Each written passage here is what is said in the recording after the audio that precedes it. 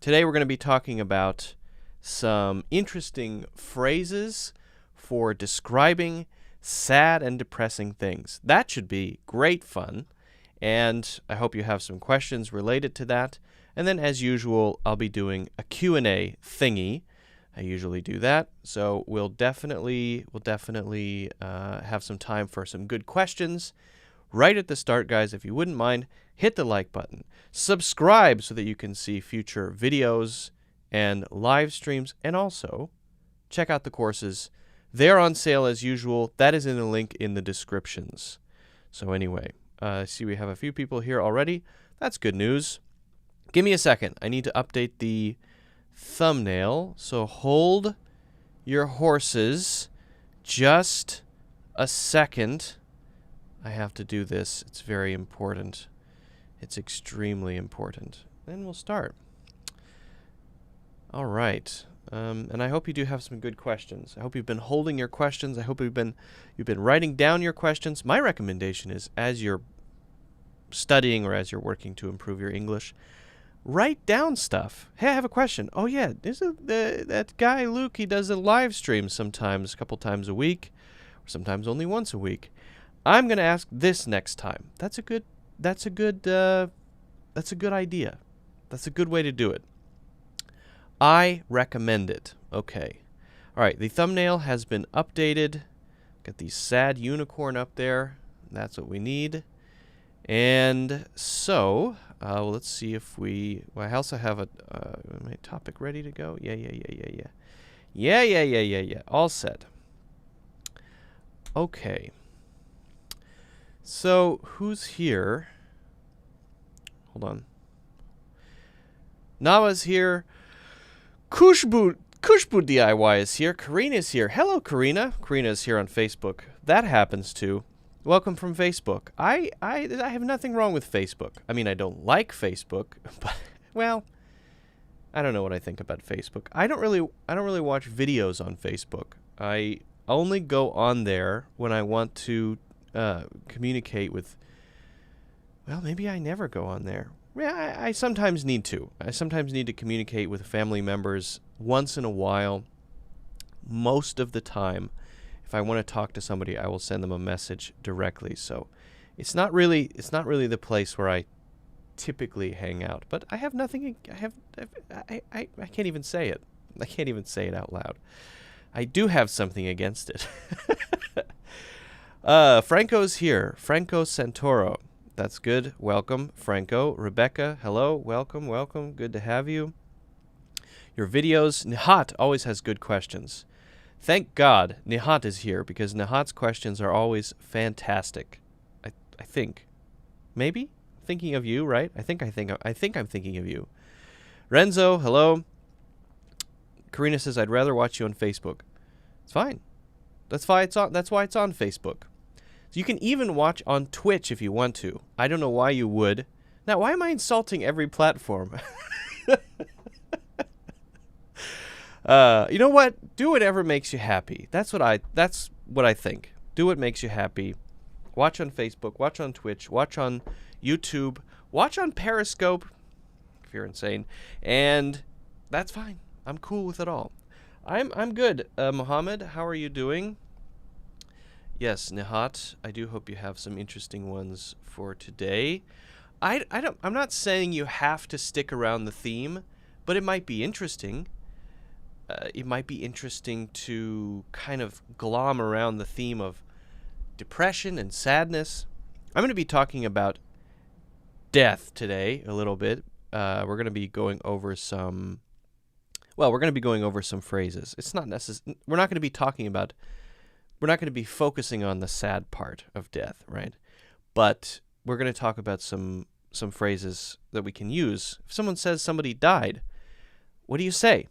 We'll talk about that. I think that's something we don't often focus on, but it's good to learn. So if you have questions related to this sort of awkward situation, uncomfortable thing that happens, this is the time to ask. This is the day to ask. This is the perfect opportunity, right? Let me share this to the old WhatsApp group. See that Luba's here, which is great. That's wonderful news. Hello, Luba. Welcome. Welcome. Always great to have you here. Luba always has good questions. Let me get a link here. Give me a second, guys. Give me a second. If you have any plans for the holiday season, whether you celebrate Christmas or Hanukkah or Saturnalia, whatever it is, I'm curious to know what you guys are going to be doing during the holiday season. And I can talk a little bit about that too, if you're curious about it. And if not, then I won't talk about it. That's fine. Actually, when I first started doing live streaming more seriously, I think the first one was last year, around Christmas time, and I did a live stream about Christmas, and it was a disaster, I think, which is a good way to start. It's always good to start with a disaster so that you can't get worse, so it always improves from there. I had a pink background. It was totally pink, and there was a green screen. Anyway. Nihat asks, do you ever have speaking sessions on Zoom? That would be great. What I want, Nihat, this is my dream, okay? I want someone who is very excited about this kind of thing and is so excited about this kind of thing that they're willing to do all the work that I could work with for that kind of thing. Now, I'm not even saying what that kind of thing is. Maybe it's an occasional Zoom call, although I think that's a little boring. Maybe it's sort of an open Discord conversation where we have a group of people talking about a topic and we do that live. That would be interesting. Maybe it could get really interesting. Maybe we could play a game together or something. I now have I got a new app that I'm using where I can actually show exactly what's on my phone. So we could play phone games together. We could do an Among Us stream. I'm saying there are a lot of cool ideas out there, but at the moment, I don't have the bandwidth and the capacity to spend 2 weeks planning out. All right, this is the logistics of our Zoom call. So if someone were to come up to me and say, "Hey, listen, I want to do this. I want to get involved with this. I'm willing to take on the responsibilities of, the logistics of it, that sort of thing in the background. And I want to work with you on this. And you come in, we talk about the topic, you come in, we do it. Maybe it's live, maybe it's not. That would be awesome. That is what I want. So I'm kind of waiting for that kind of person to come along who's very well organized, very enthusiastic, and cool. Most importantly, a cool person. This is what I'm waiting for. But so far, I haven't had any luck with that sort of thing. All right. Yeah, Discord is cool. I don't use it that much, but yeah, Discord is a good place to have a kind of community and chat at the same time. Mornier says, thanks for your great lesson. Salam means peace be upon you. Oh, thank you. Salam to you as well. Salam to you and salami for me. Can I say that? Yeah. Sounds like salami. I knew this, though. Salam. Yeah. Isn't that also, I feel like I learned a variation of that as well. Anyway, Mr. NC, really great job, Luke. Never seen anyone on YouTube working like him, even though very less people here. This is a good example of doing what we love. Yes, indeed. I really enjoy doing the live streams. It's one of my favorite things to do. And next year, I'm going to be spending a lot more time doing these with a regular schedule and all of that. I'm very excited to get started with that. It's going to be a little while, but definitely going to do it. Definitely. I am curious if this phone thing actually works, but why would I test it live? That doesn't really make sense. But yeah, maybe I should. Maybe I should. Let me open something here. I got an app that allows me to connect my phone, and I just want to see if you guys can see it. And we'll see what it looks like. What happens if I do that? Oh, that's good. That's not bad. Okay. Okay, so we got a nice background there. Good, good, good. Your patience is appreciated, guys. Your patience is deeply appreciated. All right, now let's see if I open up a game. What game should I choose? How about one of the games by the company I work with? Yes. All right. We're gonna try. I'm just gonna try this because I'm just curious. So I work with a company called Yoda One, and one of the games that they produce or work with is called Crossy Road. I don't know if you've ever heard of it before or played it before. It's actually a pretty good game. It's a pretty fun game. It's pretty addicting, and I want to see if I can actually play it and see if you guys can see it live. I'd like to get some feedback. Okay, so I go to screen mirroring, and then I choose MacBook Pro.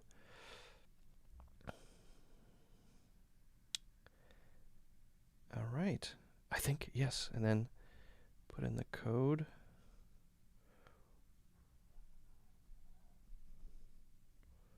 Okay. Here we go. I think this is going to work. Oh, yeah. It works. It works. Okay, let me open up the game. This is cool. All right, here we go. You ready? So that's what's happening on my phone. Is it pretty clear? And I can play games, or we can do we could do group activities like this. This game is actually pretty fun. It is pretty fun. Why does it blink like that, though? That's kind of weird. All right. So you just, I wonder why the screen blinks. It's a pretty addicting game. And you can't hit the cars or you die. Why does it blink? Hey! Hey! Oh, okay. I'm trying to figure out why it blinks. Anyway, so we can do stuff like that. If you guys have any ideas, I'm just trying to jog your imaginations a little bit and see if you have any interesting ideas about how we could eventually do that, or something like it, where we have a collaboration, a live collaboration. I think it would be very cool. Okay. Yeah, it's a fun game. It's a cool game. Very cool.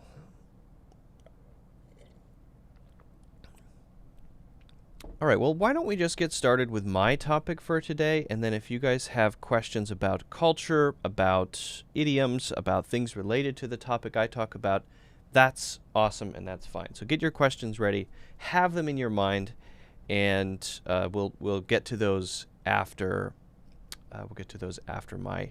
my thing. Okay? Okay. Yes, Luba, I will get to that. Live on, live through, live out, live over. Although I'm not sure about that last one. Not quite sure about that last one. It may be something we avoid talking about, but sooner or later, eventually we need to talk about with others death. Can be a depressing topic, I know. But being able to talk about that topic sensitively with others is very important. Because if you just say, someone died, they died, he died, it sounds a bit harsh. Especially if you know someone who is affected by a death and they're grieving. So you don't want to be insensitive, usually. How can we talk about this sort of thing? What I'd like to do is go over some ways to talk about death, to describe it when someone has died, even if it's a pet, for example, and what we can say as a response when it happens, when we hear about someone who has died. And should we even say, he died? Can we say that? Yes, we can say that, but it's got to be in the right situation. A lot of these things that we're going to talk about are contextual. They have to fit into the right context.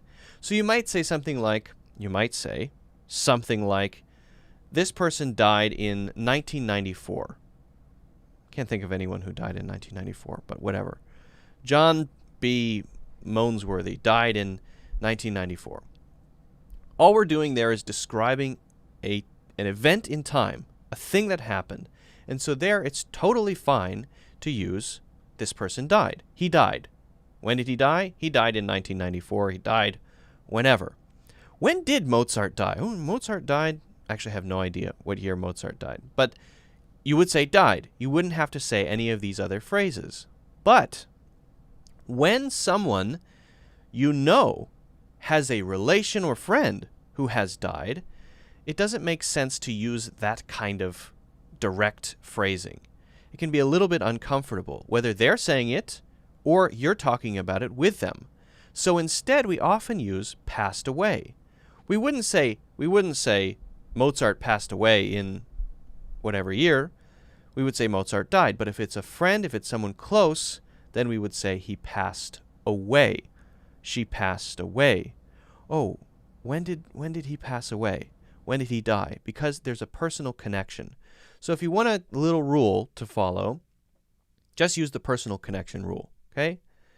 If you're talking to someone and they're talking about a death that's in some way related to them, use pass away, sometimes passed on. Pass on might be more immediate, right after it happened. Passed away could be more general. It's used more often, okay? And if there's no connection, then it's usually fine to use died, just a direct statement. Now, what about a pet? Should we say, my dog passed away last year? Yeah, that's actually very common.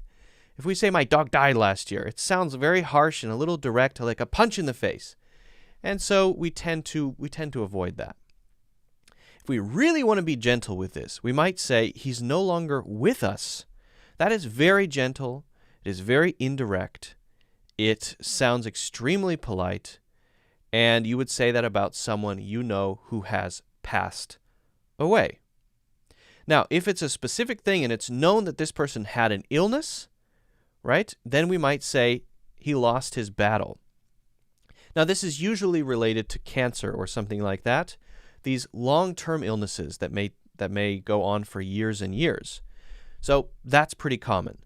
Now, you wouldn't say, for example, if someone committed suicide, I'm not trying to be funny, if someone committed suicide and they said, oh, this person lost their battle with depression, probably not. We just say, he passed away. He died. We probably wouldn't say, he committed suicide, unless someone asked, and we'll get to how we ask in just a second, okay? So that's common if you want to be very polite, very respectful. Lost his battle would be specifically a disease. Lost his life would be, it was taken from him. But that could be for any reason. A car accident, a heart attack, a long illness, or whatever. Now, if it is a suicide and you want to say that more gently, you might say, he took his own life. He took his own life. We even add own there. He took his own life. But even then, we would still probably more often say, he passed away. Then would be the question, how did he pass? How did he pass? So when this question is asked, you can ask this question when you're curious, when you want to know, and it's totally fine. It's usually polite enough to ask this question, how did he pass? Because you're curious. Don't say, how did he die? Then you would say, as a polite answer, if it's suicide, oh, he took his own life. Would we say, oh, he committed suicide? Maybe. Again, that one is more distant. If there's no connection, then you would say suicide. But if it's a close relation, probably he took his own life. Okay, he passed away. He passed away. He's no longer with us. So that's the question you use. And I can't think of, maybe there are others, I can't think of any other questions. I really can't. This is the only question I can think of that is actually appropriate in this sort of situation. Okay. Now, what are some different ways that we can express a feeling of remorse? How can we be sensitive here? If someone says he passed away and we just say, oh, that's not good. I don't know why I'm laughing. I'm sorry. It's funny if someone says, okay. that would be so awkward and insensitive. All right, cool. I mean, okay. That's terrible. So you usually want to say something to express a feeling of sympathy, even if it's not a real feeling, even if you want to just sort of get through the situation without being rude and you don't really feel anything. That's okay. What can you say? We could go with, I'm so sorry. And that's probably the most common. Oh, I'm so sorry. And we might add, I'm so sorry to hear that. I'm sorry for your loss. So these three, I'm so sorry, I'm sorry to hear that, I'm so sorry to hear that, I'm sorry for your loss, these are the most common by far. These are the ones that you can always use, even if it's a pet, if it's a suicide, if it's a long-term illness, all of the above, you can use these. So probably the most useful, okay? Probably the most common as well. Someone's dog died. My dog passed away earlier this year. I'm so sorry. That's just a quick comment to recognize that they might be experiencing pain. I've even heard people say this when it's been a relative who passed away 20 years ago. Oh, my grandmother died 20 years ago. Oh, I'm so sorry. So sorry to hear that. That's fine. That's actually a very polite thing to say. Even if it's a long time ago, that's normal. Okay. Are there any other things we can say? Yes, of course. How about my condolences? My condolences. My deepest condolences. Really, when there's a loss, this is the only time that you'll use condolences. We just say, oh, my condolences, my sincerest condolences. Now, if it's a directly related person who knows someone else who died or passed away, then you would say, please pass along my condolences. So I have a friend, and my friend's friend has someone who's passed away. So pass along my condolences is sort of like, hey, you tell that person that I feel remorseful, but I'm not going to actually say it to them directly because I'm not close enough with them, or I have no way to contact them. Then we can make comments. He was a wonderful, and a common one here is a wonderful human being. He was a wonderful human being. If there's something really exceptional about this person that we know, a wonderful dancer, whatever it is, a wonderful artist. I often say a wonderful person or a wonderful human being. Those are really common. Now, if it's the person who's grieving, not about the person who passed away, but the person who's sad, then it would be something like, you are in my thoughts. Or if I want to express this on behalf of not only me, but also me and the people around me, then I'll say, you are in our thoughts.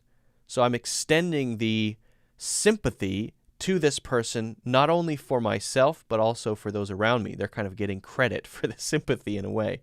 Our thoughts. You will be in our thoughts this holiday season as you grieve this terrible loss. Okay. This is such a tragedy. That is such a tragedy. It is such a tragedy. What a tragedy. These are all variations on another thing that we could say, but usually this is for something sudden. Usually for something like a car accident, a terrible accident of some kind, right? Such a tragedy. Sometimes we just say, oh, that's such a tragedy, or just such a tragedy, or it's such a tragedy. We use that for other things too. Anytime something bad happens, we say it's a tragedy. And we could, if we have a close relationship with this person or we knew them in some way, I will really miss him. Oh, that's so sad. Oh, I'm so sorry to hear that. I will really miss him, this person. Okay?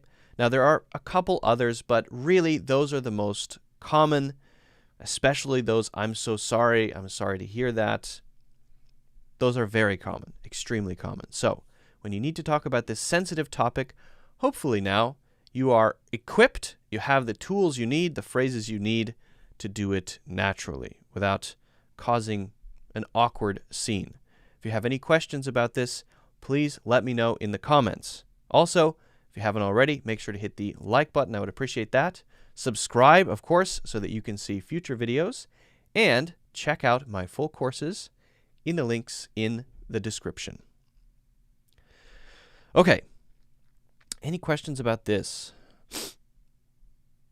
He cut off his lifeline. Haven't heard that one. No longer breathing. That would be maybe a medical description. The doctors are describing what's going on. Then maybe. In a conversation like this that we're talking about, no. He was a wonderful person. Yeah, is the right one for me. Oh, Renzo, are you talking about your own? What people describe after you pass away, people describe you as a wonderful person. Yes, it's good.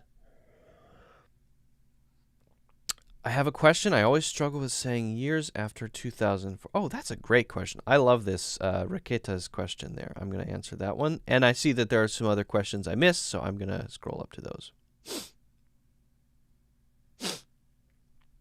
When I was listening to a book, there was a character named Luke. I feel like I'm listening to your story. Oh, that's interesting.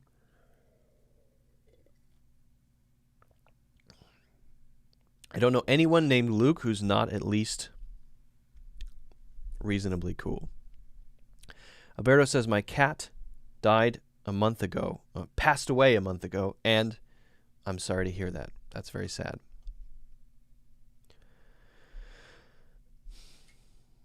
Okay. All right, so I'm going to take Raqueta's question first, and then I'll get to the others. I know you guys have some other questions, but I just want to get to this first because I like it.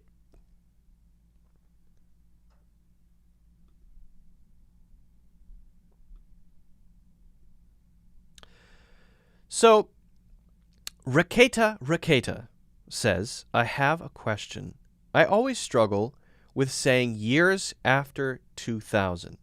For example, 2005, 2005, or 2005. I think that's what that says. Another example, 2010, 2000, 1000, I think is what that's supposed to be, 10 or 2010.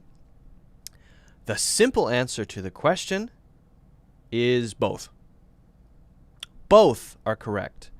Now, the year thing is quite interesting. So, when you're talking about old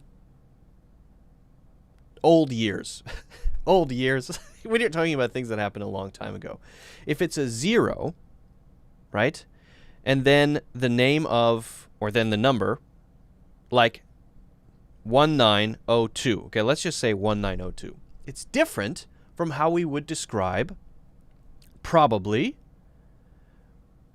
2002 usually, and we'll get into it, but let's just start with the 1902. Okay, that would be 1902, 1902, 1802, 1702, 1602. If it's a 10, then it would be 1910, 1810. So that's pretty easy, right? You just say the two numbers as two sets. And if it's 78, it's the same thing, 1978. We don't say anything else. We don't say 1978. Never. Now we say things like the 70s as a decade, the 70s, the mid-70s, the late 70s. That's the decade. So that's a little different. And there's often a little confusion around the 100th century thing. For example, the 1700s, well, that's the 18th century, not the 17th century. The 1700s, that is the 18th century. We are not in the 20th century now. The 20th century is over, even though we're in the 2000s. We are in the 21st century. That's the century we're in. Okay. So let's get back to the question.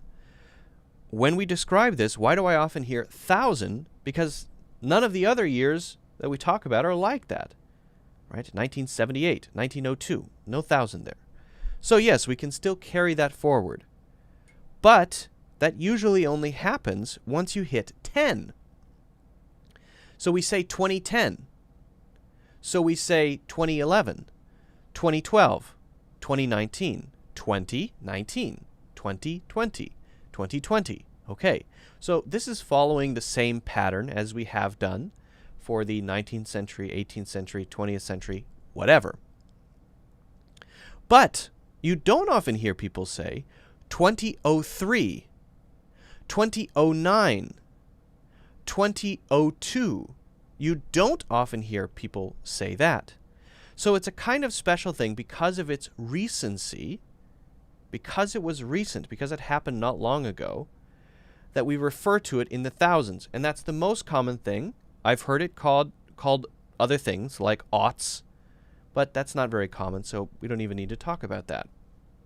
What people usually say when they talk about 2005 is 2005, 2005, 2003, 2002, 2001, 2009. That is by far the most common. And again, you'll hear other types of phrases and words used to describe that, and it may change over time. The interesting thing that happens is as you move farther away from a period of time, you get to sort of look at it as a whole piece, and you might start to describe it with a certain phrase or term, like the 20-aughts, for example. That would be the ones before 10. Interesting. Okay, that's interesting. Will that become something that everybody says? I don't know. Maybe, maybe not. You have to sort of pay attention to the language, what's going on in the culture, and when people start saying it a lot, if they start saying it a lot, then you can grab onto that. But for now, most people will just say when they say the year, the 1,000.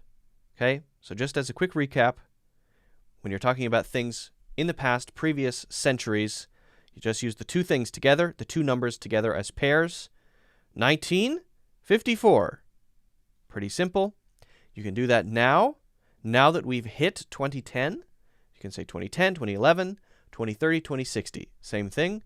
But there's this period of, what is that? 10 years, I guess. It starts with 2000, where we describe it differently using the word 1,000. And that may change over time. So hopefully that answers your question. Raketa. Guys, if you haven't already, I would really appreciate if you could hit the like button. That helps out the channel. Also, don't forget to subscribe and check out the full courses in the links in the description. Okay. All right.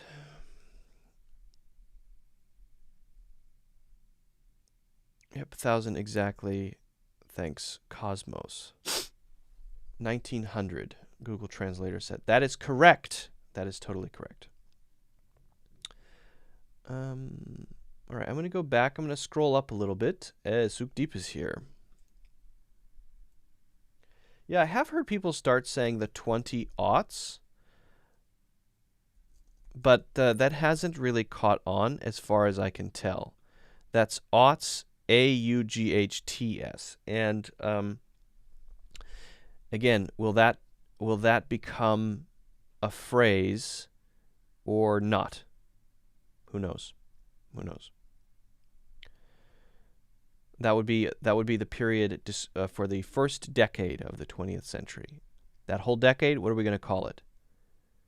One thing that people have started to say is the aughts, or the 20-aughts. And yeah, it's okay. I can't think of anything else that's better other than the first decade of the 20th century, which is pretty long. Okay. I'm going to scroll up and answer a couple of questions that I saw earlier, if you don't mind, if that's okay. I hope it is. I saw Luba had a question, and I want to get to that one for sure.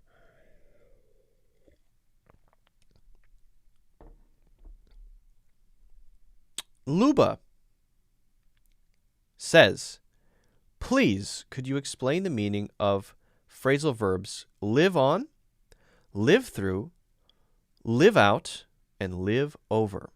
And I think that this is a great question. Now, I want to start by saying that I don't know what live over means. I can't think of a meaning. When I hear that, I think, what is that? What does that mean? Other than something like,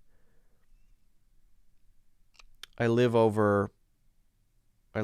physically over something. I live over a waterfall, or somehow my house is over a waterfall. I live over a waterfall. That's the only thing I can think of, the physical meaning of being over something. I look down and I see canoes flying off the waterfall because they're shooting action movies. Every single action movie in the 20-aughts has a canoe going off the waterfall.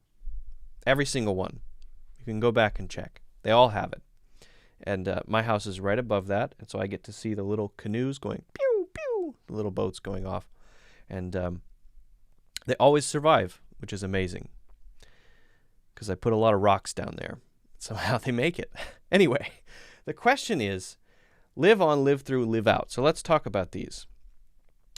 Live on. This is used in a couple of different ways. This is used to talk about the things that sustain us in one way or another. That could be, though, physical survival, emotional nourishment, or maybe some sort of intellectual nourishment, right? So we often say, I can live on rice and beans. I can live on rice and beans while I get through this difficult time. So if you hear rice and beans, that suggests, well, rice and beans are pretty cheap, right, usually. So if you're living on rice and beans, you're deliberately living close to a small or zero budget, either to save money, to pay off debt, or because you don't have money in either case. So you'll hear that expression, living on rice and beans. That expression is focusing on the physical nourishment that we get from food. To live on that means I survive with that stuff coming into my mouth, right, and nothing else. So I survive on that, and you'll hear sometimes survive on. I think I could survive on mangoes and Fruit Loops alone, and coffee. So if I just had mangoes, Fruit Loops, and coffee, I could survive. I think I could live on mangoes, Fruit Loops, and coffee. Absolutely, yeah, of course, right? Or I don't think I could live on Fruit Loops alone. I need more. I need more than Fruit Loops to survive. Okay, so that's the live on thing. But also there's a less physical meaning.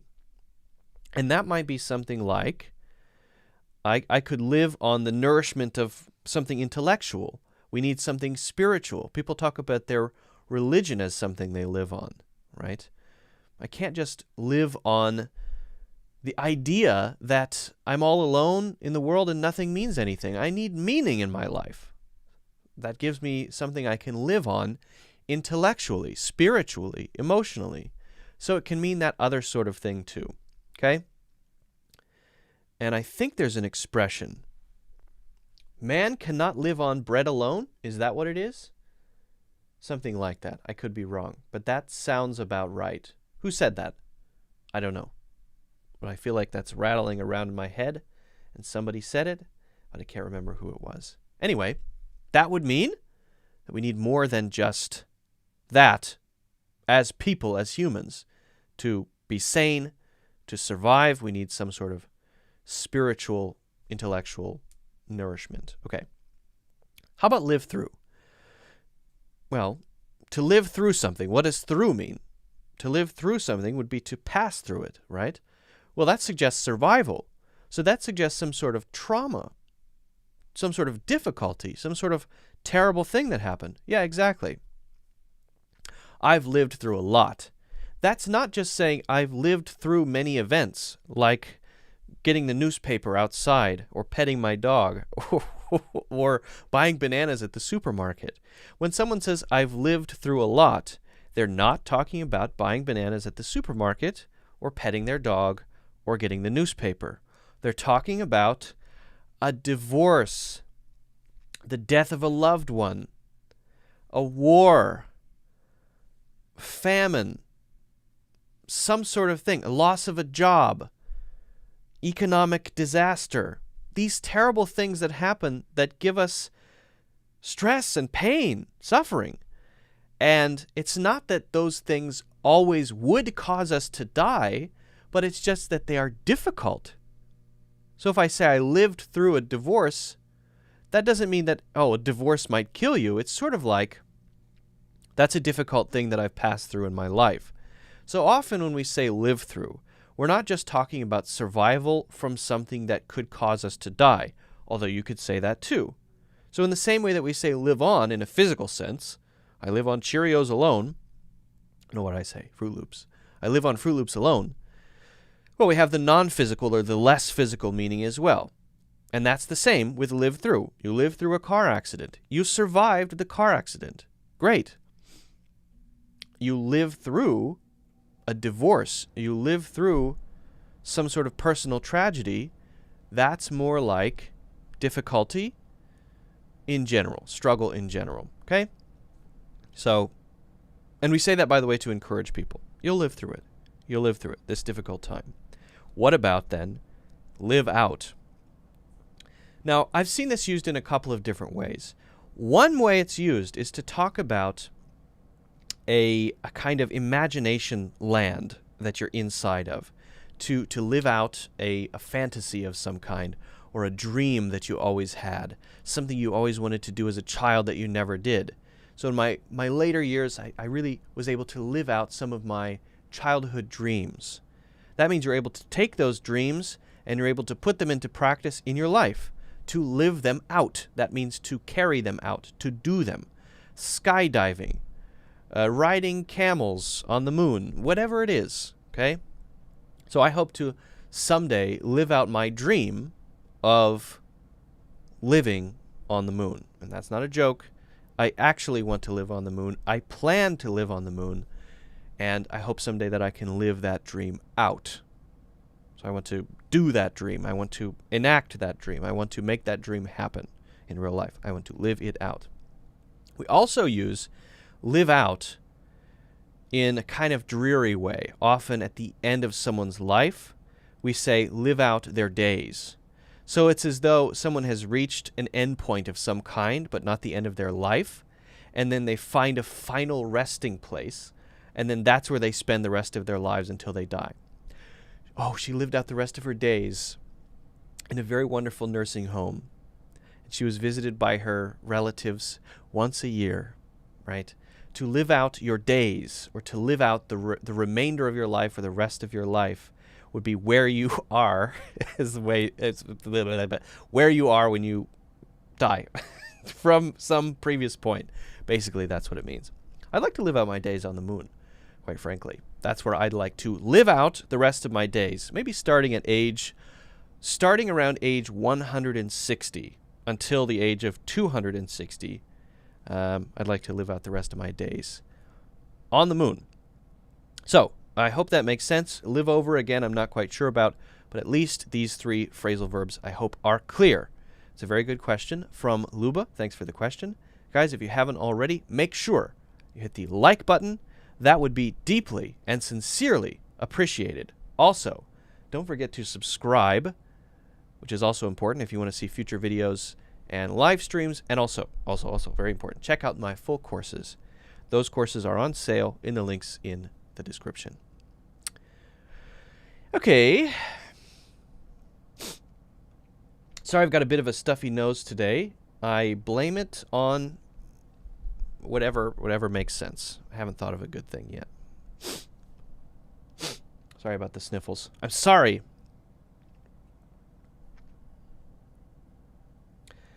RB says, I feel like this is a dream coming true to watch him live. What are you talking about? What are you talking about? Bring your Fruit Loops to the moon. Yeah, genius. I will. I will bring my Fruit Loops and my camel to the moon with me. People laugh at me for my dream, but it is a real dream that I have.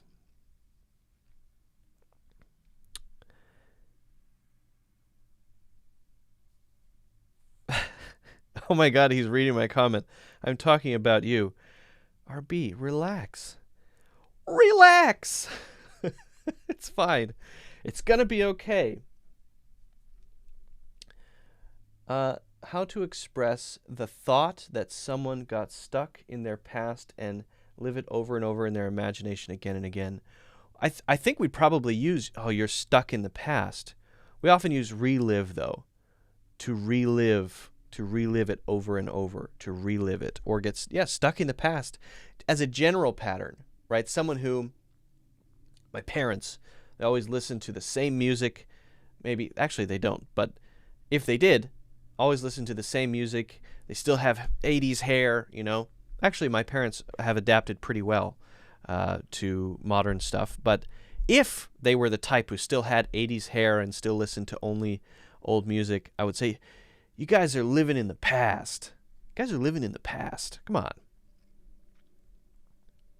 Living in the past. Okay. Let's see. Mohammed, I'm having a YouTube channel in which I add my conversations with native speakers completely unedited. Do I have to consider montaging them? What do you advise? I mean, it depends on what your audience wants, I guess. I mean, yeah, so people have said to me, I find the Q&A part of the live stream interesting, but I don't always have time to watch your whole live stream, which I understand completely. Right? People have stuff to do, so I get it. So I have, as a response to that, basically hired an editor who takes the live stream, cuts them questions out into clips, and posts them on a second channel. Those post pretty much every day. So that's a good idea if that's what your audience seems to want. And it works for me. But some people I think like that channel, that second channel, which you guys can find if you want. If you go to the main page, it's in the recommended channels. But some people don't, and that's okay. So I think you just pay attention to what your audience is asking for. Put out a poll. Ask people, what do you think about this? Should I do this? Do you want this? If everyone says, no, don't do it, and maybe don't do it. People say, yes, I would appreciate that. Then do it. Hey there, would you say that to feel blue and to have the blues has the same meaning? Huh. Good question.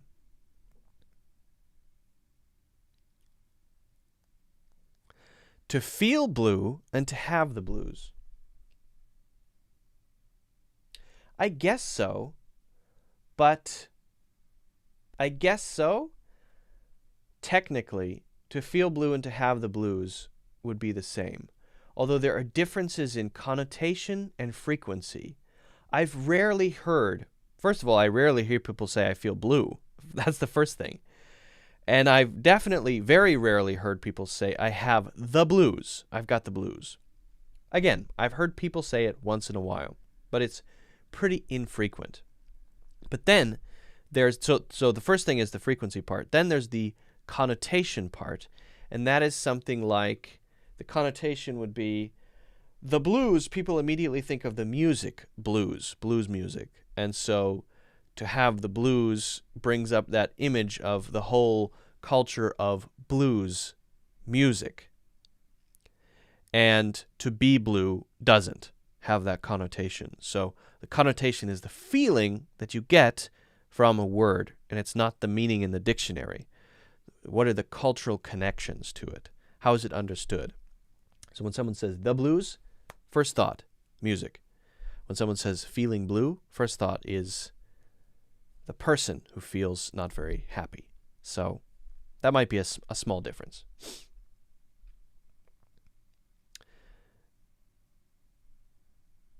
This link should be shared somewhere else, like HelloTalk. Yeah, you know what? I forget to check my HelloTalk account. I should do that more often, I suppose. All right. Hello from Kazakhstan. I'm just looking for, because there were a couple questions I know for sure I missed. and I want to make sure I ask them. Okay, Nectar Sweet has a good question here. I was ready for this one.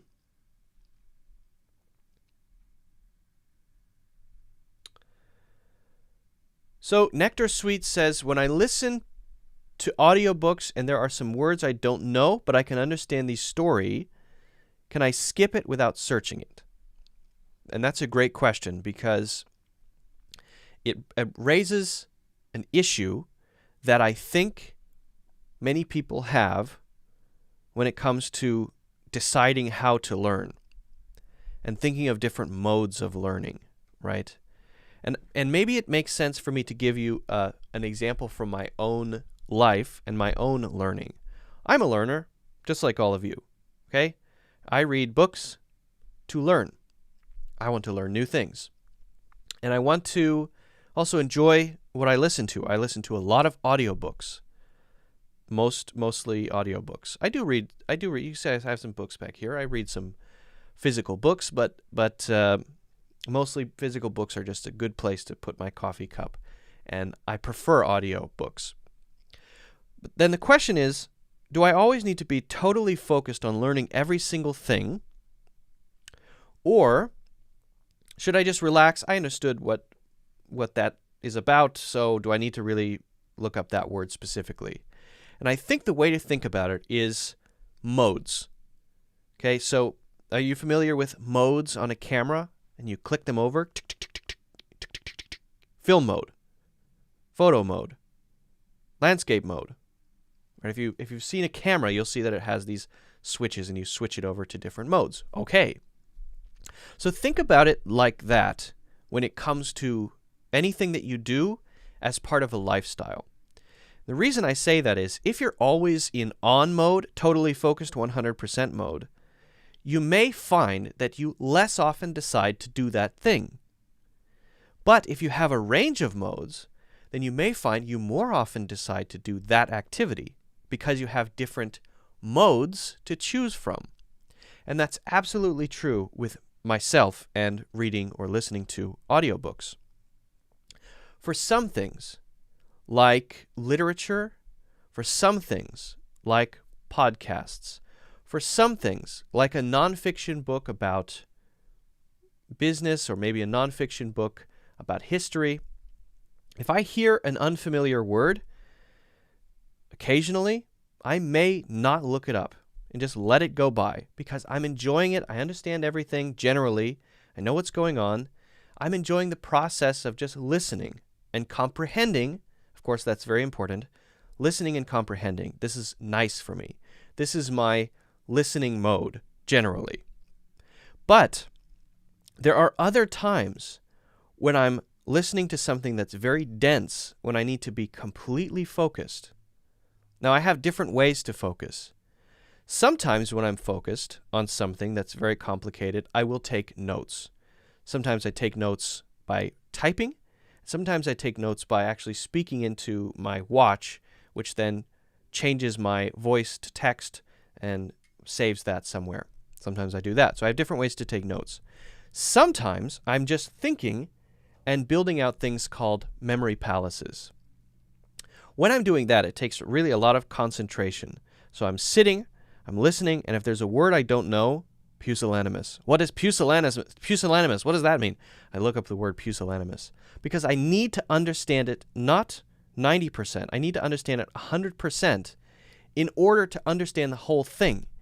And this is usually the case for very dense philosophy. Recently, I've been reading Kant. As a philosopher, Kant, Immanuel Kant. And it's pretty dense. It's not easy to read. It's pretty hard, actually. So if I were just on a walk listening casually, my brain would comprehend some of the ideas, but it would float out of my head immediately because I didn't fully get it. So when I'm listening to Kant, I'm sitting there like this. Or sometimes I'm playing a video game. Sometimes I'll play Call of Duty. But I'm not focused on the game, that's what my active brain is doing, or that's what my passive brain is doing, and my active brain is focused on the material, and somehow it helps me focus. Whenever I come to a word that's tough, I'll look it up, make sure I understand it. In fact, I don't often look up words. I may just ask Google, like this. Hey Google, what does pusillanimous mean? Pusillanimous is used as an adjective to mean showing a lack of courage or determination, timid, similarly to cowardly and timorous. Do you want to hear how pusillanimous is spelled? No. Thank you. No problem. So I use that way because that doesn't disrupt my flow often. So if I'm listening to something, I'll just speak a question. I don't know the word. It comes back. I process it. I may go back 30 seconds and listen to that part again and then go through it again. Now, this doesn't work for everybody, but what I'm really trying to say is modes. And you can use this not only for audiobooks, but also for physical reading, right? Sometimes you're just reading to enjoy, and there's nothing wrong with that because it makes you want to do the activity, which is better than not doing it. And sometimes when it requires you to really focus, then you have that mode, the intense mode. I think I have probably four or five different modes. I've got the memory palace mode, the voice notes mode, the walk mode, the intense mode, video game mode maybe, and casual listening mode. So I've got these different modes, and they work for me, and the thing that I notice is they encourage me to continue doing it.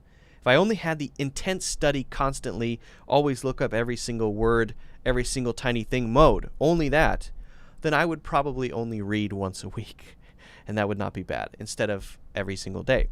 So what's better, not doing it or doing it and having the modes? Go with the modes. That is a good way. It works for me. If it doesn't work for you, okay. But I've been listening to audiobooks for about 7 years, 6 or 7 years, and it just takes practice, and you get used to it, and it gets much easier. Good question, Nectar, sweet, as usual. Of course, guys, if you haven't already, don't forget to hit the like button, subscribe if you haven't already done that, and check out my full courses in the links in the description. Okay.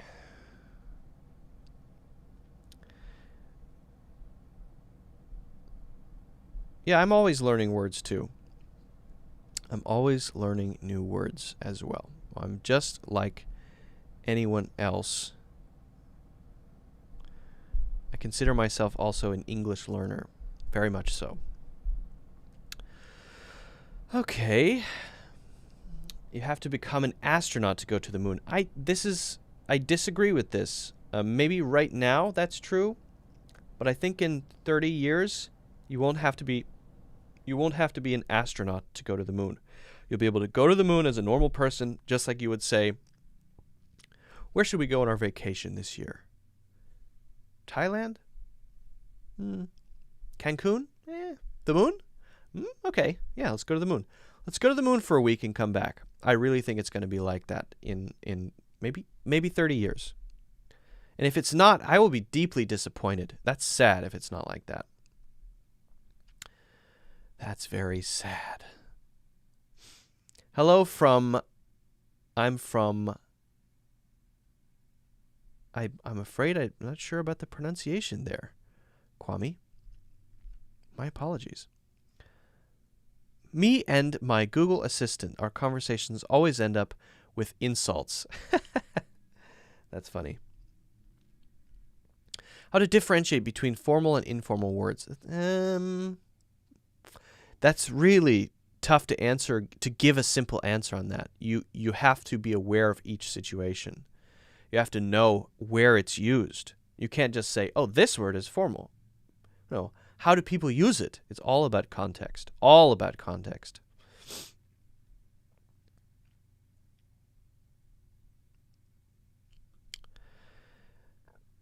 Corey says, I've just learned the word informative, and I started to encounter that word in almost everything I listen to.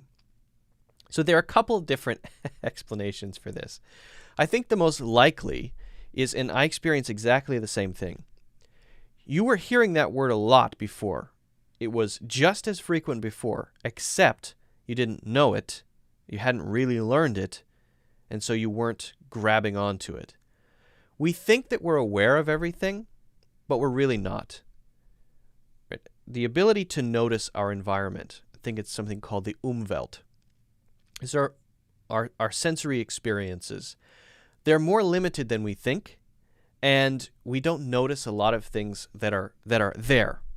There was a classic experiment that was done where they had people watch a video, and in the video, they had people playing basketball. They were passing a basketball around, and then in the middle of the basketball players, a person wearing a gorilla suit walked to the center, right there, stood there for a few seconds, maybe 10 seconds, and then walked out.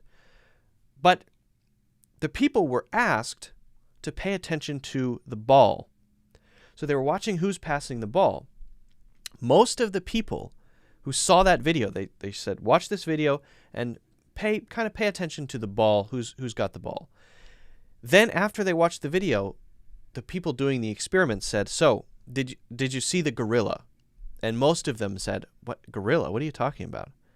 They didn't see the gorilla in the middle. So their eyes saw it. They took in the information, but the awareness, the consciousness didn't grab onto it, and it didn't enter their awareness, right? So this happens a lot, and I think that's probably the explanation for this strange phenomenon of only noticing a word or feeling like it's way more common after we learn it. It happens to me all the time. I learn a new word, and oh, there it is. Ooh, wow. Why, this word is really frequent. Okay, but probably not. It's probably just the same. I'm just noticing it more now because I have the goggles for it. I have the awareness of it. Okay. Now, the other explanation is also interesting, but I'm not sure if it applies so much to words. There is a theory, and it's called synchronicity. And synchronicity is about a connection between consciousness and the world. And it's a theory that somehow our minds and our consciousness actually does have a real effect on the things that happen around us. That we can have an impact, and these crazy occurrences, these bizarre occurrences, are sort of links between the outside world and the conscious mind, or the unconscious mind. And somehow one is having an influence on the other. And it's pretty interesting. It's by, well, one guy who talked about it was Carl Jung. Now, is that real? I don't know. But it's interesting. So I just thought I would mention it, but I think it's a good question. And I would be very curious to know if other people feel the same way. Once they see a new word, it seems like it's everywhere. Do you feel that way? Do you feel like that happens? Is that just me and Corey? I'm curious how common that is. All right. Anyway, good question. Guys, if you haven't already, don't forget to subscribe. I would appreciate that. Hit the like button and check out the courses. Check out the courses. They're on sale. Okay. I really got stuffiness. Franco, did I miss I do read versus I read? Whenever I see those exclamation marks with the answer to my question, I don't know why it makes me not want to answer it. That's just me, I guess. I do read versus I read. Okay, I suppose we can take this one on.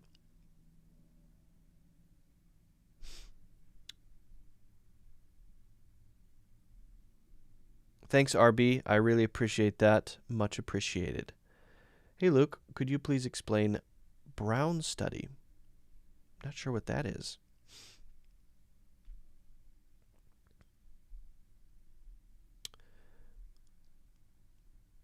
A for Anna, is this the usual time for live streams? This year I am admittedly irregular in the live streams, and I apologize for that, but I can't make it more regular because I've got a lot of other stuff going on. It's preventing me from keeping a very stable schedule, but I'm planning on getting there next year for sure, having a regular schedule. Francisco Rios says, please answer my question. I do read versus I read. All right, Francisco, since you yelled at me, I'll do it. So why would someone say I do read? Why not just say a simple subject, predicate? Subject is what the sentence is about, who or what is doing the thing. Predicate is the verb that is about the subject. That's it. Why would we say, instead of that, I do read? And this is interesting because there is a context for it. Some people might say, no, don't say I do read. No, well, there is. But it's usually as a response to being accused of the opposite, or being told the opposite is the case, or hearing that maybe the opposite is true. Okay? So if someone says, oh, you don't even read. No, I do read. I do read. Oh, okay. I read a lot. Oh, okay. There we wouldn't say, I read. There we would emphasize the doing of the reading, because that's the thing in question. The thing in question is not just the verb, but the fact that me and this verb are connected. So we're trying to emphasize it because we've realized that someone has questioned that it happens. But if we're just describing things normally, we tend not to use the I do plus verb formula. We tend not to use it. Now, sometimes you'll see it. Someone might say, for example, I do like to take my vacations in Thailand. I do like that. Maybe you want to emphasize it a little bit more instead of just saying I like taking vacations in Thailand. You might say instead, I do like it, just to emphasize it. Okay, sometimes you'll see that. It's fine. It's not a big deal. You can do it, okay? And you will hear people do it. But the typical use is when we have this response to correcting someone who's wrong about us. You don't like Thailand? I do like Thailand. I do like to take my vacations in Thailand. Oh, okay. Okay, fine. But normally, the standard formula is subject, predicate, and then object later in the sentence, or about the verb. There's a lot more to it, but that's the general sort of basic structure. I enjoy. I read. I think. Okay? So hopefully that answers your question. Francisco, I hope I answered your question. Guys, if you have any other questions, let me know in the comments. If you haven't already, like button, appreciate it. Subscribe, of course. Check out the courses in the links in the description. All right.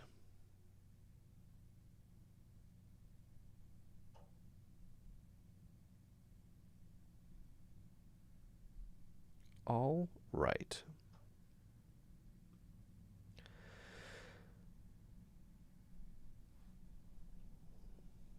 Thank you for your response. I tried to add your live stream in my schedule, so I need to know your exact regular times for your live stream. It is 3:20 a.m. Oh my God, it's so early. And I'm so sorry. Listen, I get it. I don't deserve your loyalty to the live stream schedule because I can't keep it. But next year, in probably, I guess, around May of next year, if everything goes according to schedule, then live streams are going to have a solid set schedule. Every week at the same times we'll have a sort of routine, we'll get into the habit, and it's going to be fixed. For now, I'm trying to keep them at around 1 p.m. if I can, though I don't do a great job at that. 1 to 1:30, and sometime during the week, I want to try to do more of the English movie nights. We did one last week. That was fun. But we're going to get there eventually. I just can't do it at the moment, but I'm going to try. I'm going to try my best, especially later next year. Hi, Luke. I'm watching your live from Honduras. Quick question. Do you know something about TOEFL test? I'm thinking about going to study abroad. Yeah, I know about the TOEFL test. What do you want to know? I'd be happy to answer any questions you have about it. Yeah, Google is good. And by the way, Google Predictive Text is also really good. I've been using that a lot. Do you offer any business writing courses or can advise some recommendations for existing courses? I actually am working on a business writing course. I am. And I think it's going to be very solid. I'm really, really excited about this course. It'll be coming out early next year. It's filmed. It's all set. But it's going to be coming out early next year.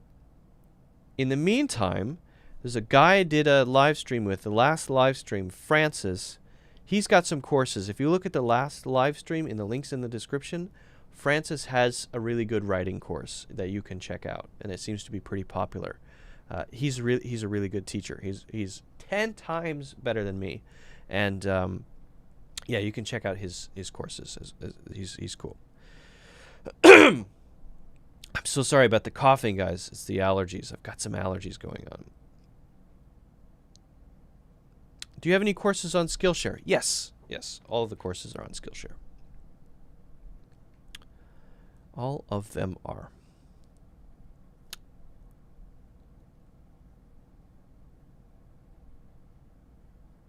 Okay, what am I missing here? What am I missing? RB. I understand every word you're saying, but don't use the language as good as you do. I also understand every word that I read everywhere, but I can't construct sentences the way. Yeah, good question, RB. RB says, I understand every word you're saying, but I don't use the language as well as you. I also understand every word that I read everywhere, anywhere, but I can't construct sentences in the way good speakers would.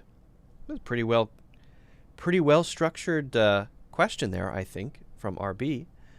So this is really, when it comes down to the knowing of the thing and the doing of the thing, right?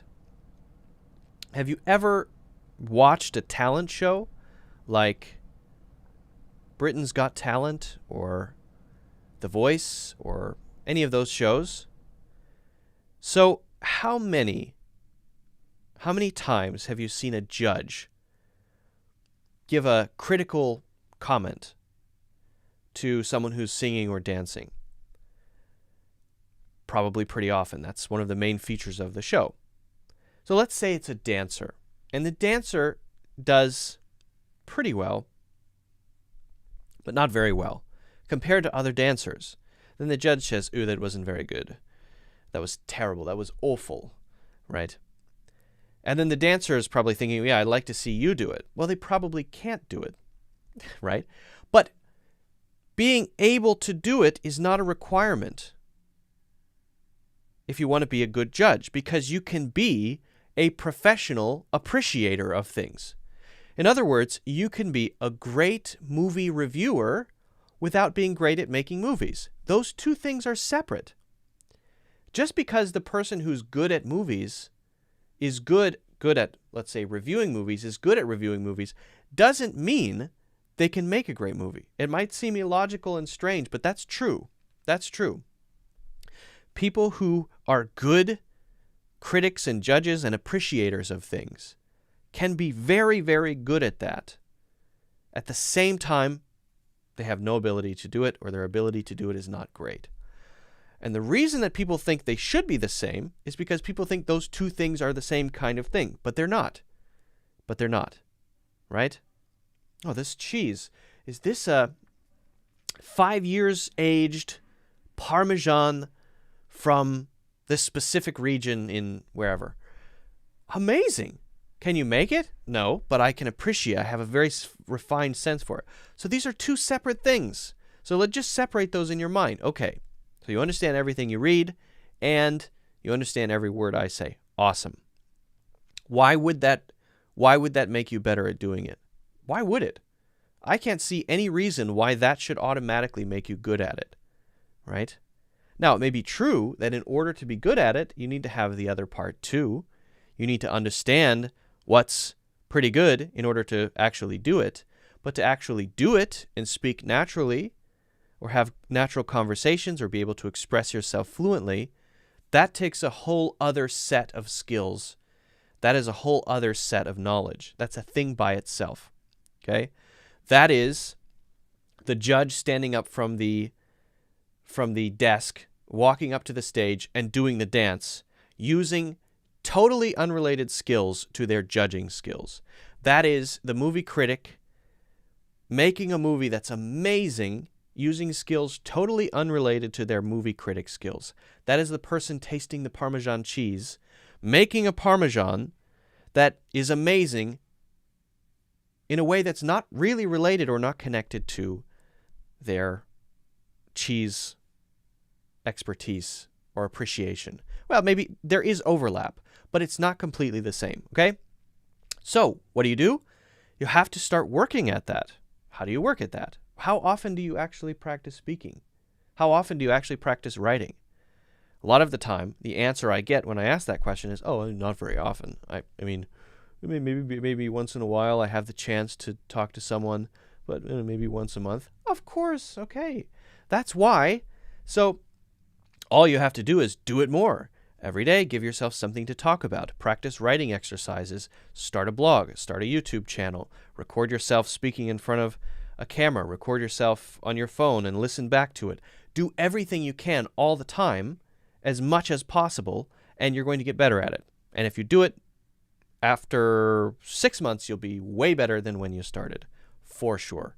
And that will be a skill that you have that is perhaps connected with your appreciation and knowledge of English, but not the same thing exactly. It's something else. And so I hope that makes sense. It's a good question, RB. A lot of people struggle with this. I struggle with it because I hear people like Alan Watts, Terrence McKenna talking, and I think, God, I wish I could talk like that. Those guys, they're like magicians with their words, and I can appreciate it. But when I open my mouth, it's not even close. And so I have to work on that skill, just like everybody else. Anyway, great question. If you guys haven't already, make sure you subscribe. Check out the courses in the links in the description. And I would appreciate if you could hit the like button as well. Okay. Great question.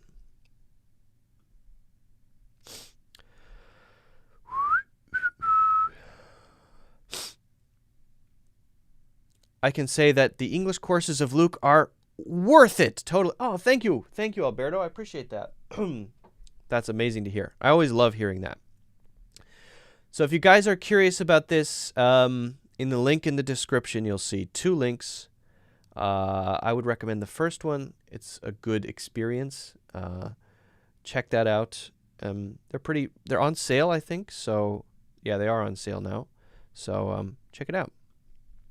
I spend a lot of time working on courses, but I'm working on a bunch of new courses that I'm very excited about. They're going to be 10 times better than the ones before, but about different things. One is a writing course, a couple of pronunciation courses, doing a grammar course. It's going to be good. I'm excited. I'm excited about it.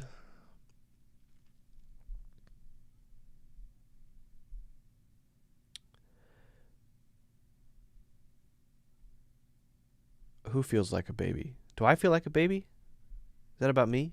Yeah, I do. I feel like a baby. Don't worry, RB. You can learn to be much better soon. Yeah. Many of the teachers suggested to record and listen to readings or pronunciation. What is the importance about it? Yes, Anna. A for Anna. It's a good activity. Absolutely. Absolutely. Recording is great. Just because you force yourself to see yourself. I mean, I recommend doing video. You don't have to. Audio is good. And if you have that feeling of discomfort, oh, I don't like hearing myself, that's a thing that everybody has, and it's temporary. So eventually you get over it. Okay? I used to feel the same way. Now when I see myself on video, I feel nothing.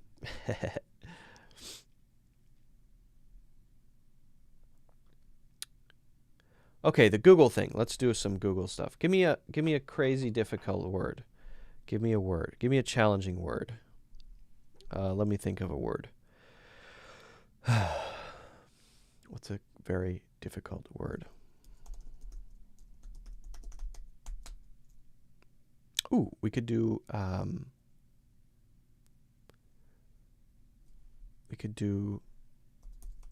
one. Yeah. Okay. So, Nectar Sweet asks a great question. Sorry to bother you. But can you show us how to use Google again? I want to mimic you actually. Okay. This is important because I would like you guys to start interacting with your dictionary rather than just looking at it. Because I want you to be focused more on your ear and developing your listening abilities than on your reading abilities. You all are pretty good at writing and reading because you went to middle school and had to learn English, probably. So that's fine. But if you say, hey, my listening is not as good as my reading ability, all you're saying is, I haven't worked on that enough. There's absolutely no reason why your listening should not be as high as your reading. It's crazy if you think about it. Why should information going in this be different from information going in this? It's the same. And in fact, there's a lot more nuance and a lot more information contained in speech. We've been writing as humans for about maybe the earliest 11,000 years. And that's symbols and things like that. I mean, basic stuff. Maybe 12. Not that long. We've been speaking and using mouth noises for probably 50 or 60,000 years. So in terms of your brain, there's a richer set of tools capable of picking up things here. So yes, writing is beautiful and there's a lot of nuance and great stuff. Reading and writing is awesome. But the level of communication that comes through here is potentially higher, more nuanced, and more dense with information because it has layers of meaning that are more than what writing can provide. And that would be things like intonation, that would be the spacing of words, that would be dialect, all of this stuff. It's a superior form of communication, without a doubt. Now, you could say, oh, it's not superior because when you write things, you plan exactly what you want to say. Okay, that's true, but it is better. So you need to work on your listening, and you need to be able to hear as well as you read. And if you can't, that means you just need to work on it more. There's no reason it should not be as high. And if you think, oh, I'm not good at it, so I'm not good at it, that's actually incorrect. All you have to do is work at it and practice it, and you'll get better. So that goes to say, I recommend that you interact with your dictionary. Now, some of you may use Google. Some of you may use Siri. Some of you may use Alexa. Some of you may use others. But the voice assistant sort of platform is getting much better, much, much better. And it's getting better every year, every month it's getting better. And in a few years, it's going to be like talking to a person, probably. So how do I do this? I want to look up a word. I want to understand the word. So how do I interact? I use Google because that works for me. So I say the thing, the command, to Google, and then I just say, what does mean? What does say the word mean? In this case, we'll look up the word umwelt. Umwelt, okay? Now, maybe I don't know how it's spelled. Maybe I heard it in a book. So, this is a test. Can I remember the pronunciation and say it clearly enough so that Google says, I know what you said. Then if you can get to that point, you can learn the spelling as well. Because you can say, how is that spelled? And you can say, could you say it in a sentence? So the follow-up questions to what does mean, what does umwelt mean, would be, can you give me that in a sentence? Can you say it in a sentence? And this is a very specialized word, so I'm not even sure that some words Google can't provide in a sentence. And the other is, can you spell it? can you spell it? Or can you spell that? Or can you spell umwelt? So let's try it. You ready? Bring up my, bring this a little closer. Okay, I'm gonna move this closer. Okay, here we go. You ready? Maybe I can I move this farther up? Hold on. Wait. Okay, here we go. I wish you could see it, but you can't see it.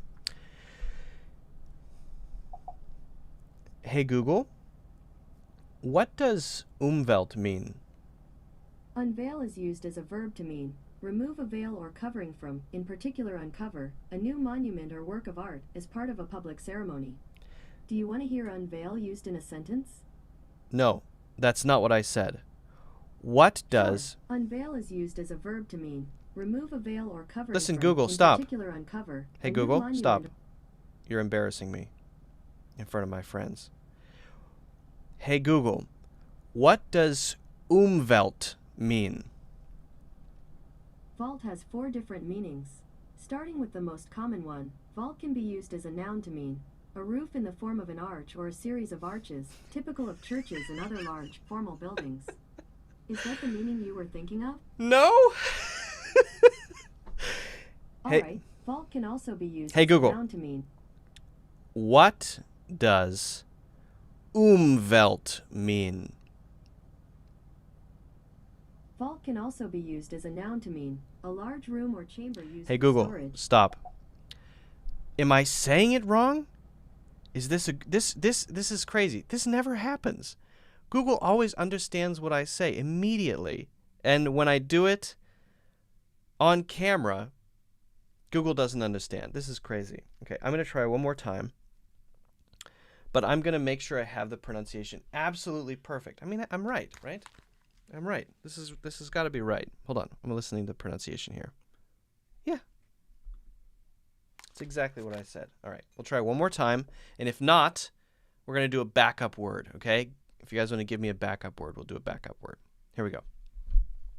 But seriously, I promise you, when I'm interacting with Google, 99% of the time, it's right. And she understands completely. Seriously. Trust me. Trust me. Apparently, this word is too tough. All right. Here we go. Hey, Google.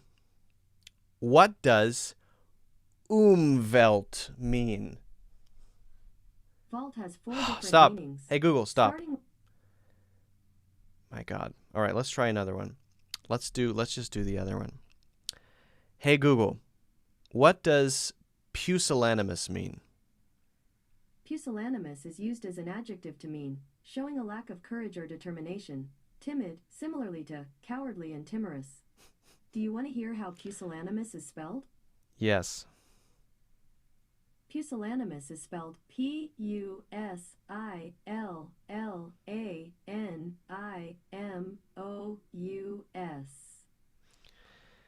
Can you give me that word in a sentence? Sorry, I don't have any usage examples for this meaning of pusillanimous. Let's try a more ordinary word. Hey, Google, can you tell me what does chartreuse mean? On the website collinsdictionary.com, they say, a yellow, pale green, or white liqueur made by the Carthusian monks. Can you give me that in a sentence? Sorry, I don't have any usage examples for this meaning of pusillanimous. Oh, I thought we were talking about chartreuse. All right. Hey, Google, what does benevolent mean? Benevolent is used as an adjective to mean well-meaning and kindly, similarly to kind-hearted and warm-hearted. Do you want to hear benevolent used in a sentence? Yes. Here's an example of benevolent being used in a sentence, a benevolent smile. Do you want to hear how benevolent is spelled? Yes, please. Benevolent is spelled Benevolent. I know. What does umwelt mean? Umwelt is German for around the world. Huh? What does umwelt mean? On the website thefreedictionary.com, they say A. 1. Unwieldy, unmanageable, clumsy. I'm trying to mispronounce it so that she will understand. You're still an idiot, Google, but thank you very much. I appreciate that. So, I guess we have a little way to go, but ordinarily, most of the time, even though this was a horrible disaster, most of the time I get the information I want, even when I'm using Siri. And actually, Siri, which is on the iPhone, Siri is worse than Google, and still can understand the word, still can give me a definition, still can give me a sentence. And also you can look up things on Wikipedia as well with Siri. Let's just test this since we're doing it. Let's see. Let's do a Siri versus Google. Let's see if Siri knows that word. Here we go. Siri. Here we go. Siri. Here we go. Here we go. Oh, hold on. That's using my headphones. Let me turn the headphones off. Okay. Here we go. What does umwelt mean? Okay, nope, unveiled. They also gave me unveiled. Same thing. What does umwelt mean? That's a mispronunciation. Nothing. Wow. Good God. So sad. But the other cool thing is that you can look stuff up. So, for example, if you say, hey, Google, who is Hermes Trismegistus? Sorry, I don't understand.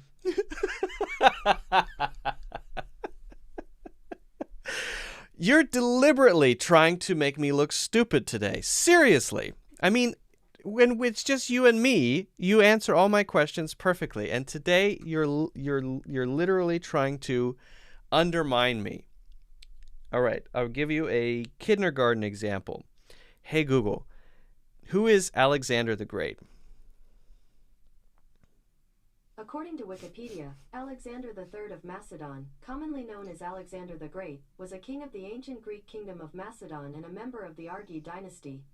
He was born in Pella in 356 BC and succeeded his father Philip II to the throne at the age of 20. I know. Thank you. Now, so Google can improve, it would help to know how satisfied you are with that answer. How would you rate it if 1's the worst and 5's the best? 2. Thanks. You're welcome. Goodness. How extremely polite of you. Yeah, I know. Thank you very much. Not a problem. What is happening? All right, well, that's enough. That's enough of that. Not too much, just getting into the holiday spirit. If you want to get in on the cheer, try saying, tell me a holiday riddle. Tell me a holiday riddle. Welcome to Holiday Riddle Rooms. Oh, nice. What a cozy, seasonally appropriate lobby. Look at the crackling fire. And that inviting fake fur rug. This should be nice and relaxing. Shall we open the door to get started? Yes. Great. Maybe you should grab a coat. There's some frost on the window pane. Whoa, shut the front door. How did we get on the roof? It's hard to see in all this snow. Yuck, I just touched something fuzzy and wet. Oh, it's a reindeer nose. There's something in its mouth. Wonderful, it's a note. Ew, reindeer spit. It's from Dr. Claus. OMG, she's my hero. She's out there on the front lines of climate science. I wonder if she has any new data from her core samples. Hey, Google. I mean, Stop. Okay, maybe another time. Happy holidays. Thank you. My God. All right. Well, that's it. That's it. No more. No more things. Where were we? Yeah. So try it, maybe. If it works for you, great. It does work usually for me, whether it's Siri or Google Assistant. I often use it to look up words, believe it or not. And sometimes I look up words in the regular dictionary. But the key thing is when you look up a word, when you're searching a word, don't just learn the meaning. You have to learn in context of a sentence. So you have to get a sentence, you have to see it used somewhere in a sentence from a book you're reading or maybe somewhere else, and you have to generally practice using it if you can. That will give you a sort of a sense for how to use it naturally when you're on the spot and trying to think of what to say. So keep working on your listening. Interact with some assistant, especially when they're better. And don't forget to hit the like button. Don't forget to subscribe. Also, check out my full courses in the links in the description. All right. Well, that went horribly wrong.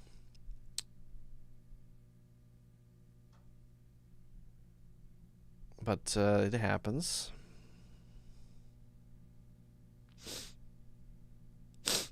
Let's see. Maybe we can take one more question.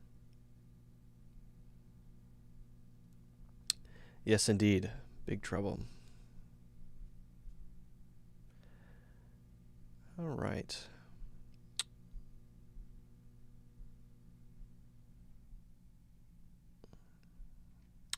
Are there any resources available that pinpoint to us the accurate term for a specific concept? Sometimes we can explain our thoughts but lack the right word, shortening our explanation time. Hold on, let me think about this question.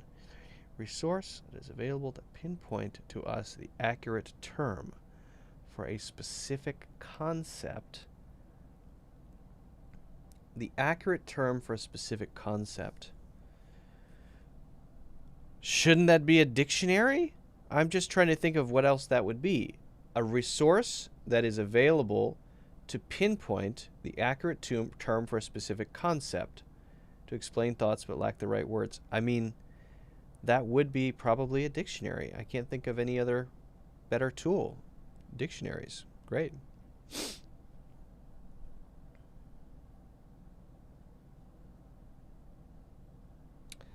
All right. Did I miss any questions? Is it correct to say beforehand thanks? Is it correct saying beforehand thanks when you want someone to do something and they say thanks previously thus?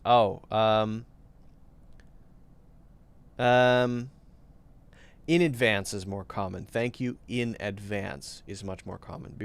You ask somebody something, to do you a favor, and then they don't give you an answer yet, but you know they're going to do it probably, or you're their boss and they have to do it anyway, haha. Then you would say thanks in advance. Hey, I need you to go buy me a cup of coffee. Thanks in advance. Kathy.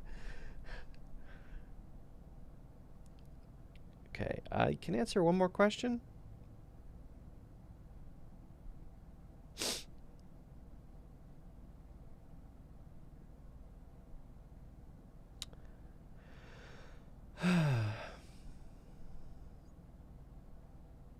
Say it with touching teeths. Where's that question? What am I missing here?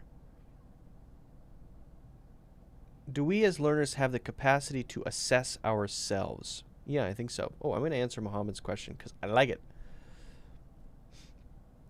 I love to write anything in my journal, but how do I know that my sentences are correct? This may also answer your question a little bit, okay?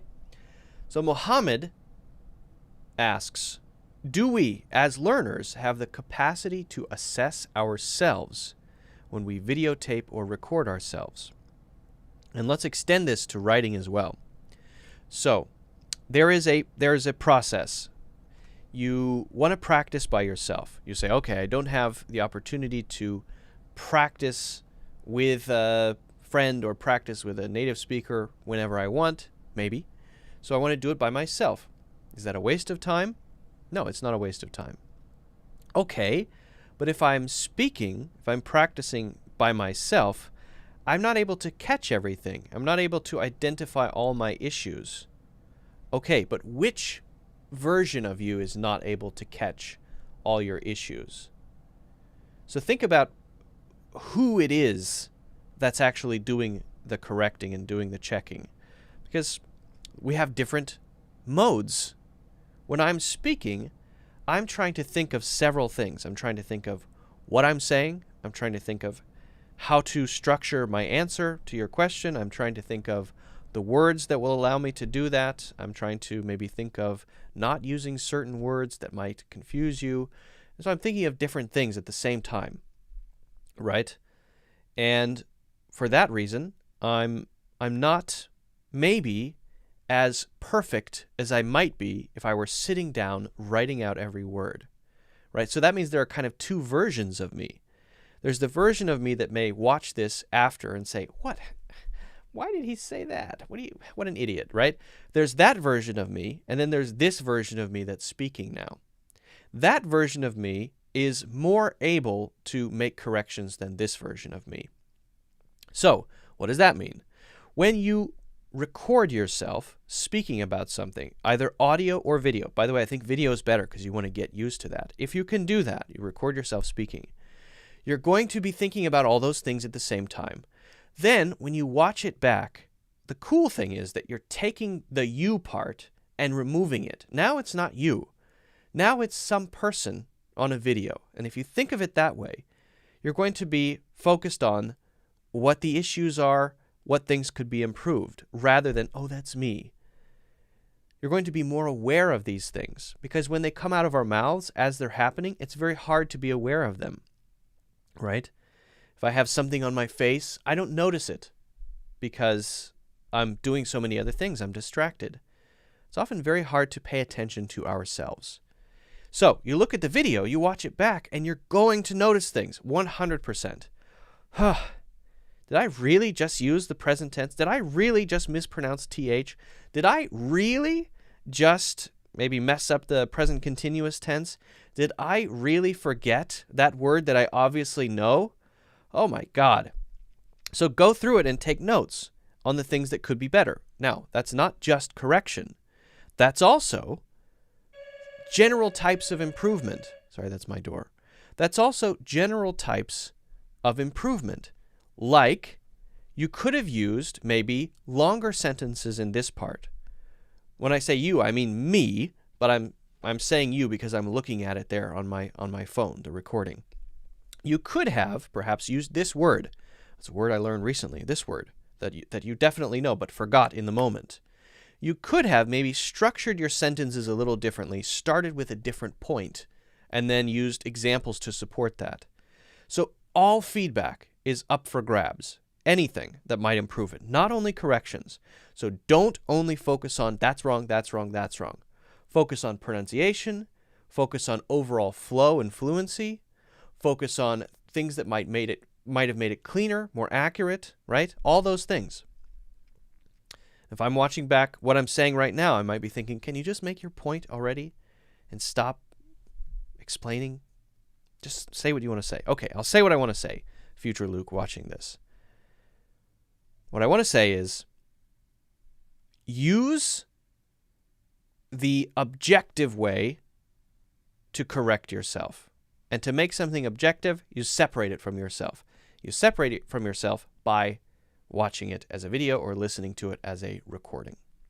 And that's going to allow you to catch more stuff.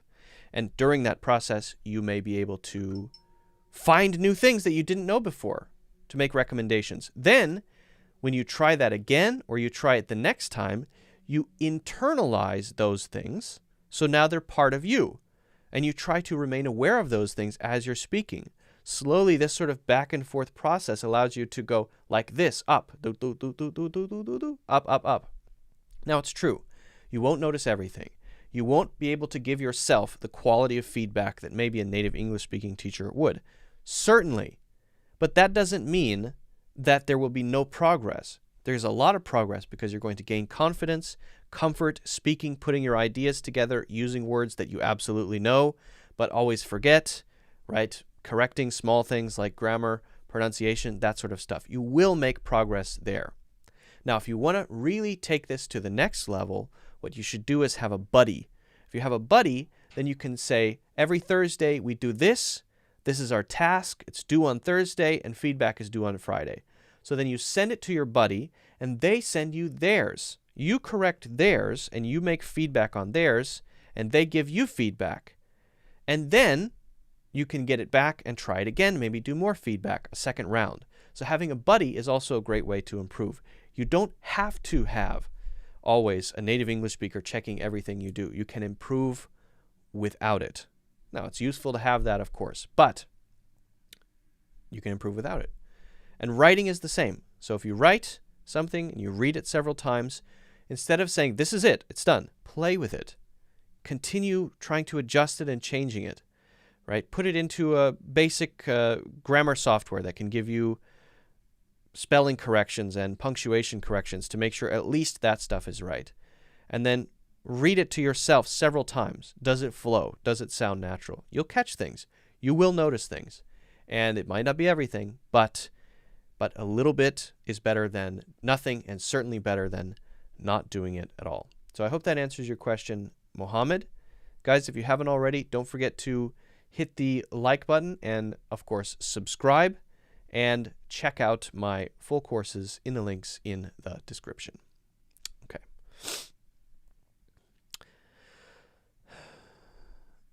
It's not a it is not a phone call. It is just the buzzer. Someone's trying to break into my house and give me free cotton candy. Who knows? Me the doer, me the critic. Yes, there's the doer and the critic. And the inner critic is a useful tool to correct the doer. The doer needs the help of the critic in order to improve. The critic should not be ignored. The critic is great. The critic is wonderful. The critic is helpful. I love to write anything in my journal. Yes. So I hope Anna, I also answered your question, because you can do the same thing for your writing. I mean, when I write something, I don't just stop. I go back, I look at it again, I play with it some more, I go back and look at it again, I play with it some more, play. Writing is play. Speaking is play. It's all play. And if you see it as play, then you're going to make more revisions, find more things, do more research, and that's going to help you. Okay. Well, I think we're going to have to call it a day here. I do appreciate, wow, an hour and 47 minutes. Seriously? It's a long one today. I am going to do some recording on a new course. I'm very excited for the courses coming out next year. That's going to be, I hope, interesting to those of you who are interested in taking courses. There are currently 10 courses available. Actually, it's 11, but 10 courses that you can check out if you want to improve in different areas. So check those out. Thanks, guys, for the great questions and the interactions. And thanks for your patience with my Google problems that I had today. Very appreciated. And if you have any other questions, just let me know in the comments or in the next live stream as you're reviewing, as you're practicing, as you're doing your English learning lifestyle. Write down things that you can ask in live streams, and that's a great way to get feedback and understand things better from, if you want, the native English speaker perspective. So, see you guys next week, and I think we will do a movie next week. So, let me know what movie you want to watch. It's got to be in the public domain, though. All right. See you guys later. Talk to you next time. Bye-bye.